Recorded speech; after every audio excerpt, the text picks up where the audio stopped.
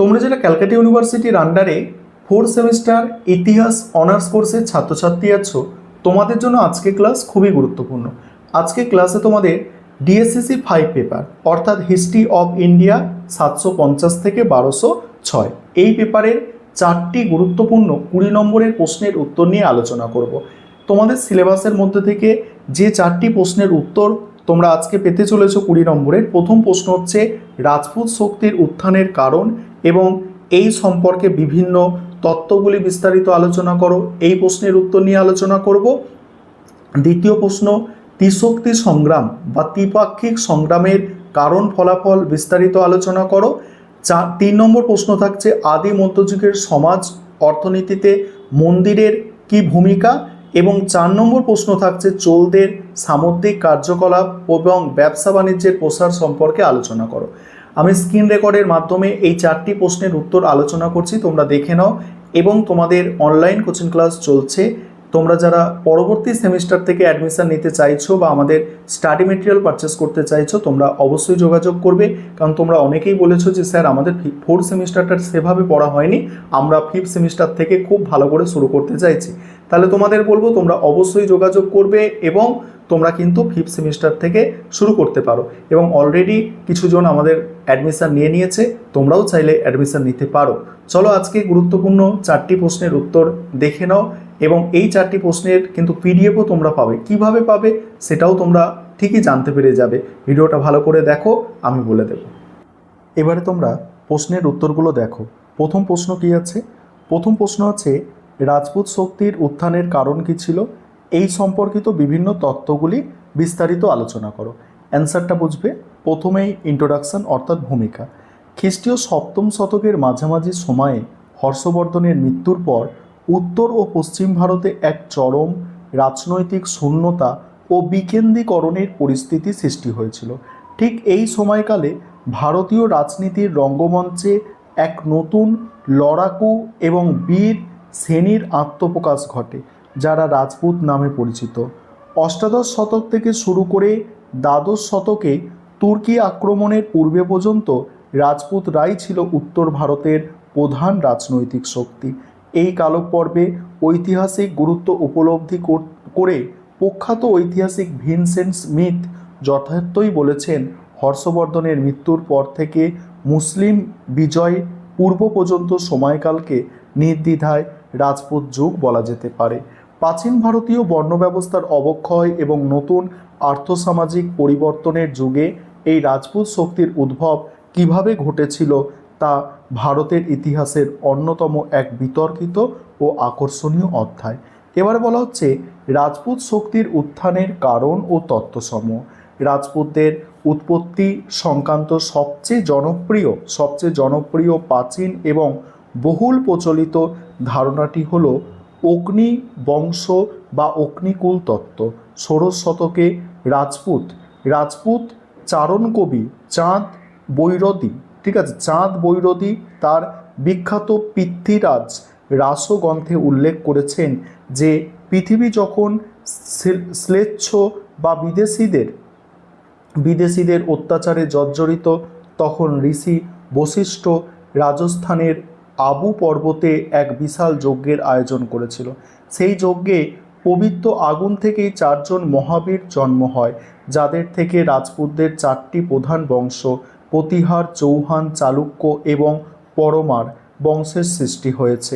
আধুনিক ঐতিহাসিকগণ এই পৌরাণিক ও কাল্পনিক তত্ত্বকে ঐতিহাসিক সত্য হিসাবে গ্রহণ করেন না।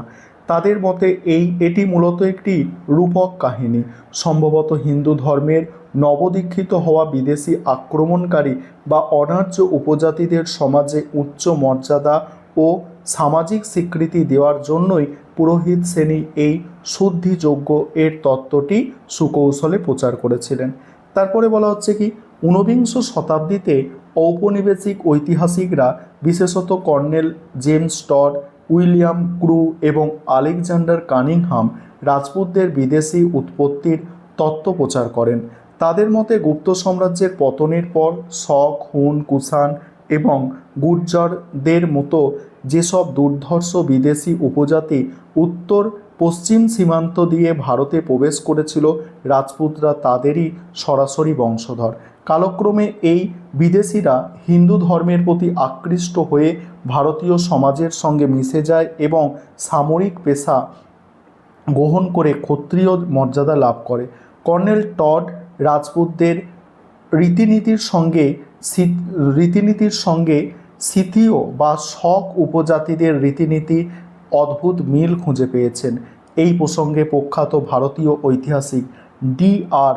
ভান্ডারকর বলেছেন, রাজপুতদের গর্জন হুন এবং অন্যান্য বিদেশি উপজাতিদের বংশধরদের বলা ছাড়া আর অন্য কোনো যুক্তিসঙ্গত ব্যাখ্যা নেই। তারপরে কি বলা হচ্ছে? তারপরে বলা হচ্ছে যে বিদেশি উৎপত্তি তত্ত্বের তীব্র বিরোধিতা করে গৌরীশঙ্কর, হীরাচাঁদ ওঝা এবং C.V. বৈদ্যের মতো ভারতীয় ঐতিহাসিকরা রাজপুতদের দেশীয় উৎপত্তির তত্ত্ব বা ক্ষত্রিয়দের তত্ত্ব তুলে ধরেছেন। তাদের মতে রাজপুতরা কোনো বিদেশি জাতির বংশধর নয়, বরং তারা প্রাচীন বৈদিক যুগের সূর্যবংশীয় ও চন্দ্রবংশীয় ক্ষত্রিয়দেরই প্রকৃত উত্তরসূরি। প্রাচীনকালে লড়াকু ক্ষত্রিয়রাই আদি মধ্যযুগের অপভ্রংশ হয়ে রাজপুত নামে পরিচিতি লাভ করে। আর এই ঐতিহাসিকরা প্রমাণ হিসাবে বিভিন্ন শিলালিপি ও সাহিত্যিক উপাদানের কথা উল্লেখ করেছেন। তারা দেখিয়েছেন যে রাজপুতদের শারীরিক গঠন, ধর্মীয় বিশ্বাস, আত্মমর্যাদা বোধ এবং সমাজ ব্যবস্থার সঙ্গে প্রাচীন আর্য ক্ষত্রিয়দের গভীর মিল রয়েছে। মনুস্মৃতি ও অন্যান্য প্রাচীন গ্রন্থেও দেশীয় রাজ পরিবারগুলিকে ক্ষত্রিয় হিসাবেই বর্ণনা করা হয়েছে।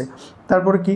আধুনিক ঐতিহাসিক হিসাবে ব্রজদুলাল চট্টোপাধ্যায় রাজপুতদের উদ্ভবকে একটি নির্দিষ্ট বংশ বা রক্তের ধারণার বদলে একটি বৃহত্তর আর্থসামাজিক ও রাজনৈতিক প্রক্রিয়া হিসাবে ব্যাখ্যা করেছেন।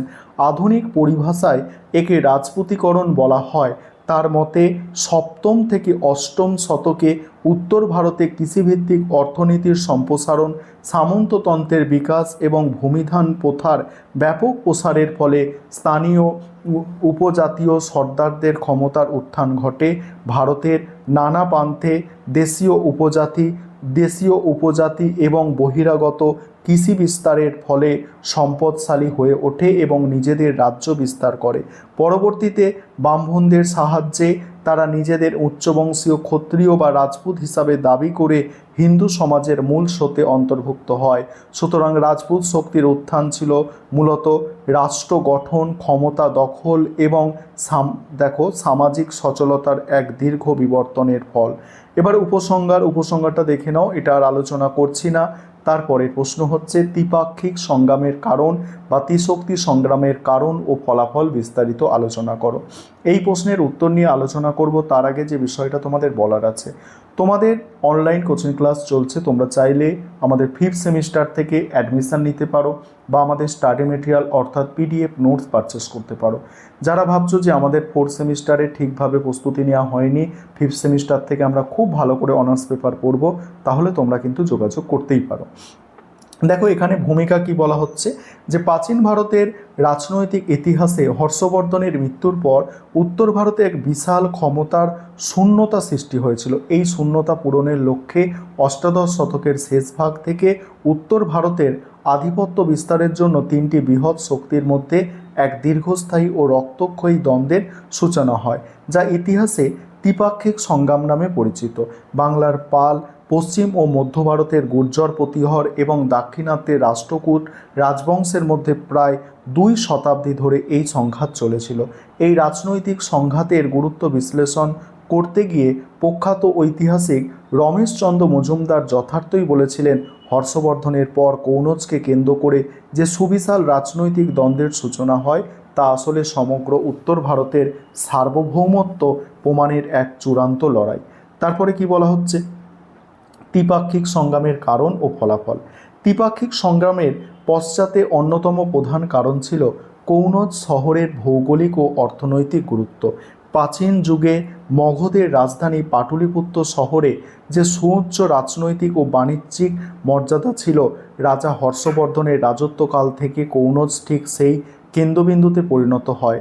কনৌজ ছিল গঙ্গা ও যমুনা নদীর মধ্যবর্তী অত্যন্ত উর্বর উর্বর দোয়াব অঞ্চলের পান কেন্দ্রে অবস্থিত, ফলে এই অঞ্চলে অফুরন্ত কৃষিজাত সম্পদ এবং গঙ্গা নদীর মধ্যে চলা জলপথের বাণিজ্যের ওপরে নিয়ন্ত্রণ প্রতিষ্ঠা করা তৎকালীন যে কোনো রাজকীয় শক্তির পক্ষেই অত্যন্ত লোভনীয় ছিল। পাল, প্রতিহর এবং রাষ্ট্রকূট রাজারা খুব ভালোভাবেই বুঝতে পেরেছিল যে কনৌজের ওপরে স্থায়ী অধিকার স্থাপন করতে পারলে সমগ্র উত্তর ভারত এবং তার বিপুল অর্থনৈতিক সম্পদের ওপর একাধিপত্য প্রতিষ্ঠা করা সম্ভব হবে। তারপর বলা হচ্ছে রাজনৈতিক উচ্চাকাঙ্ক্ষা ও সাম্রাজ্যবাদী নীতি এই দীর্ঘস্থায়ী সংগ্রামের আরও একটি বড় কারণ ছিল। পাল রাজা ধর্মপাল, প্রতিহার রাজা বৎসরাজ এবং রাজকূট রাজ ধ্রুব নিজেরাই বলছে তিনজনেই ছিলেন অত্যন্ত পরাক্রমশীল এবং উচ্চাকাঙ্ক্ষী শাসক। প্রত্যেকেই চেয়েছিলেন নিজেদের রাজ্যের সীমানা প্রসারিত করে উত্তর ভারতে একছত্র অধিপতি হতে। রাষ্ট্রকূটদের উত্তর ভারতের অভিযান প্রসঙ্গে প্রখ্যাত ঐতিহাসিক অনন্ত সদাশিব আলতেকর বলেছেন, রাষ্ট্রকূট রাজাদের উত্তর ভারতের অভিযান নিছক রাজ্য বিস্তারের জন্য ছিল না, বরং তা ছিল সামরিক শ্রেষ্ঠত্বের প্রদর্শন এবং লুণ্ঠনের মাধ্যমে অপরিসীম ধনসম্পদ অর্জনের এক পরিকল্পিত প্রয়াস। রাষ্ট্রকূটরা দাক্ষিণাত্য থেকে এসে বারবার উত্তর ভারতের রাজনীতিতে হস্তক্ষেপ করায় পরিস্থিতি আরও জটিল হয়ে ওঠে। দীর্ঘ প্রায় 2 শতাব্দী ধরে চলা এই দ্বিপাক্ষিক সংগ্রামের ঘটনা প্রবাহ ছিল অত্যন্ত জটিল ও ওঠানামায় পূর্ণ। প্রথম পর্যায়ে প্রতিহার রাজ বৎসরাজ ও পাল রাজ ধর্মপাল কনৌজের অধিকার নিয়ে সংঘাতে জড়ালে রাষ্ট্রকূট রাজ ধ্রুব অতর্কিতে আক্রমণ করে উভয়কেই পরাজিত করে। ধ্রুব দাক্ষিণাত্যে ফিরে গেলে ধর্মপাল কনৌজে নিজের অনুগত এক রাজাকে সিংহাসনে বসান। পরবর্তীকালে প্রতিহার শাসক দ্বিতীয় নাগভট্ট কনৌজ দখল করে নিলে পাল, প্রতিহার ও রাষ্ট্রকূটদের মধ্যে পুনরায় সংঘাত বেঁধে যায়। পাল সম্রাট দেবপাল এবং প্রতিহার শাসক মিহির ভোজের রাজত্বকালে কনৌজকে কেন্দ্র করে তীব্র সামরিক উত্তেজনা বজায় ছিল। প্রকৃতপক্ষে রাষ্ট্রকূটরা উত্তর ভারতের দীর্ঘস্থায়ী সাম্রাজ্য বিস্তারের বদলে সামরিক হস্তক্ষেপ এবং লুণ্ঠনের দিকেই বেশি জোর দিয়েছিল, যা পাল ও প্রতিহারদের পরিকল্পনাকে বারবার হত্যা করে। আর এই দীর্ঘস্থায়ী দ্বিপাক্ষিক সংগ্রামের ফলে ভারতের ইতিহাসে অত্যন্ত সুদূর প্রসারী ও মারাত্মক হয়েছিল। প্রথমত হচ্ছে প্রায় 2 শতাব্দী ধরে ক্রমাগত যুদ্ধ বিগ্রহের ফলে এই 3টি বৃহৎ সাম্রাজ্যের সামরিক শক্তি ও আর্থিক সম্পদ প্রবলভাবে নিঃশেষিত হয়ে পড়ে। দ্বিতীয়ত হচ্ছে উত্তর ভারতের কোনো শক্তিশালী কেন্দ্রীয় শাসন গড়ে না ওঠায় রাজনৈতিক অনৈক্য এবং বিকেন্দ্রীকরণ তীব্র আকার ধারণ করে। শক্তিশালী রাজ্যগুলির পতনের সুযোগ নিয়ে ছোট ছোট স্বাধীন রাজপুত রাজ্যের উত্থান ঘটে। পরিশেষে এই অভ্যন্তরীণ দুর্বলতা এবং রাজনৈতিক বিশৃঙ্খলার সুযোগ গ্রহণ করেই একাদশ ও দ্বাদশ শতকে গাজনির সুলতান মাহমুদ এবং মোহাম্মদ ঘুরি খুব সহজে ভারত আক্রমণ করতে সক্ষম হয়েছিল, যার পরিণতিতে ভারতের তুর্কি সাম্রাজ্যের ভিত্তি স্থাপিত হয়। এবার উপসংহার দিয়ে প্রশ্নের উত্তর শেষ করতে হবে। তারপরের প্রশ্ন হচ্ছে আদি মধ্যযুগে সমাজ অর্থনীতিতে মন্দিরের কি ভূমিকা ছিল তা বিশ্লেষণ করো। প্রথমেই এখানে ইন্ট্রোডাকশন অর্থাৎ ভূমিকা দেখো। আদি মধ্যযুগে ভারতের ইতিহাসে মন্দির কেবল একটি ধর্মীয় উপাসনার স্থান ছিল না, এটি সমাজ, অর্থনীতি, সংস্কৃতির অন্যতম প্রধান কেন্দ্র হিসাবে আত্মপ্রকাশ করেছিল। খ্রিস্টীয় 8ম শতক থেকে দ্বাদশ শতকের মধ্যে ভারতের বিভিন্ন প্রান্তে, বিশেষত দক্ষিণ ভারতে সুবিশাল আকারের মন্দির নির্মাণ হতে শুরু করে। আর এই মন্দিরগুলি মানুষের দৈনন্দিন জীবন ও রাজকীয় ক্ষমতার এক অবিচ্ছেদ্য অংশে পরিণত হয়। এই ঐতিহাসিক বিবর্তন প্রসঙ্গে প্রখ্যাত ঐতিহাসিক রমিলা থাপর বলেছেন, আদি মধ্যযুগে মন্দিরগুলি নিছক উপাসনার স্থান ছিল না, বরং সেগুলি ছিল সমাজ ও অর্থনীতির অন্যতম মূল চালিকা শক্তি। তারপরে কি বলা হচ্ছে দেখো, আদি মধ্যযুগের সমাজ অর্থনীতিতে মন্দিরের ভূমিকা। আদি মধ্যযুগে মন্দিরগুলির অন্যতম প্রধান ভূস্বামীয় আদি মধ্যযুগে মন্দিরগুলির অন্যতম প্রধান ভূস্বামীয় ভূমিকায় অবতীর্ণ ছিলেন এবং গ্রামীণ অর্থনীতির মূল চালিকা শক্তিতে পরিণত হয়েছিল। তৎকালীন রাজন্যবর্গ, সামন্তপ্রভু এবং বিত্তবান ব্যবসায়ীরা পুণ্য অর্জনের উদ্দেশ্যে মন্দিরগুলিকে বিপুল পরিমাণে নিষ্কর জমি দান করতেন। নিষ্কর জমি মানে সেই জমিতে কোনো ট্যাক্স দিতে হবে না, কর দিতে হবে না, এরকম জমি। এই করমুক্ত জমিগুলি এই করমুক্ত জমিগুলি দেবদান নামে পরিচিত ছিল। আর এই সুবিশাল জমির ওপর ভিত্তি করে মন্দিরগুলি এক অতি শক্তিশালী কৃষিভিত্তিক অর্থনীতি গড়ে তোলে।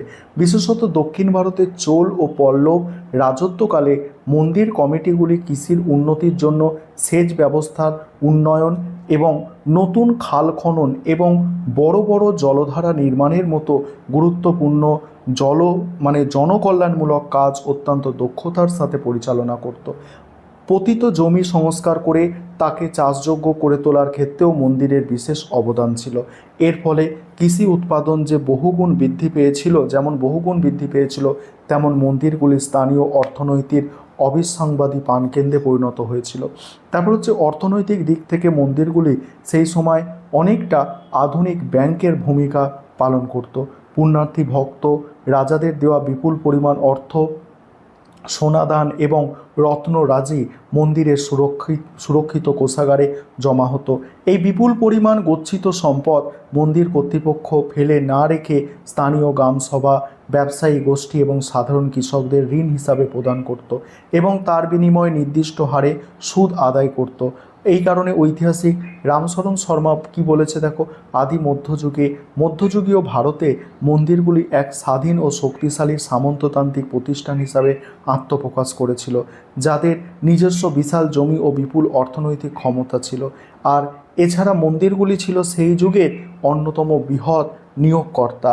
তাঞ্জোরের বৃহদীশ্বর মন্দির এর মতো বড় মন্দিরগুলিতে পুরোহিত, হিসাবরক্ষক, মালি, রাঁধুনি, শিল্পী, কারিগর থেকে শুরু করে শত শত দেবদাসী ও নিরাপত্তা রক্ষী স্থায়ীভাবে কাজ করে জীবিকা নির্বাহ করত। তারপর কি সমাজ ও সংস্কৃতির বিকাশ এবং সামাজিক কাঠামো নিয়ন্ত্রণে মন্দিরের অবদান ছিল অনস্বীকার্য। সেই যুগে মন্দিরগুলি নিছক পূজা অর্চনার স্থান না থেকে শিক্ষা বিস্তারের অন্যতম প্রধান প্রতিষ্ঠানে রূপান্তরিত হয়েছিল। মন্দিরের সাথে যুক্ত মঠ শিক্ষা কেন্দ্রগুলিতে মূলত ব্রাহ্মণ বিদ্যার্থীরা সংস্কৃত ভাষা, বেদ, ব্যাকরণ, দর্শন এবং জ্যোতিষশাস্ত্রের উচ্চতর পাঠ গ্রহণ করত। পাশাপাশি মন্দিরকে কেন্দ্র করে নৃত্য, গীত, চারুকলা এবং স্থাপত্য শিল্পের চরম বিকাশ ঘটেছিল।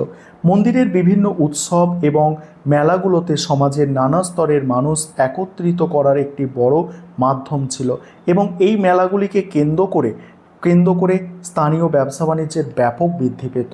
তবে এর একটি নেতিবাচক দিকও ছিল। মন্দিরগুলি অত্যন্ত কঠোর জাতিভেদ প্রথা, পবিত্রতার ধারণা মেনে চলত। ফলে নিম্নবর্ণের বা অস্পৃশ্য মানুষদের মন্দিরে প্রবেশাধিকার ছিল না। এবার বাকি পোর্শনটা তোমরা দেখে নাও এবং এর পিডিএফ তোমরা কিন্তু ফ্রিতে পেয়ে যাবে। এই যে আজকে 4টে প্রশ্নেও আমি দেখালাম তোমাদের বা আলোচনা করলাম, এই 4টি প্রশ্নের পিডিএফ তোমরা টেলিগ্রাম চ্যানেলে পাবে। কিভাবে পাবে বলছি, এই প্রশ্নের উত্তরটা দেখো, চৌদের সামুদ্রিক কার্যকলাপ এবং ব্যবসা বাণিজ্যের প্রসার। এটাও খুব গুরুত্বপূর্ণ প্রশ্ন, তোমাদের আগেই বলেছি। দেখো তোমরা টেলিগ্রাম চ্যানেলে এর সম্পূর্ণ এই 4টি প্রশ্নের উত্তরের পিডিএফ পাবে এবং তার জন্য তোমাদের টেলিগ্রাম চ্যানেলে একদম ফ্রিতে যুক্ত হতে হবে। আর আবারও একবার বলে দিই তোমাদের যে তোমরা যদি পরের সেমিস্টার থেকে প্রস্তুতিটাকে আরও শক্ত করতে চাও এবং আরও ভালো করে প্রথম থেকে শুরু করতে চাও, তাহলে আমাদের স্ক্রিনে দেওয়া নম্বরে যোগাযোগ করতে পারো, ঠিক আছে।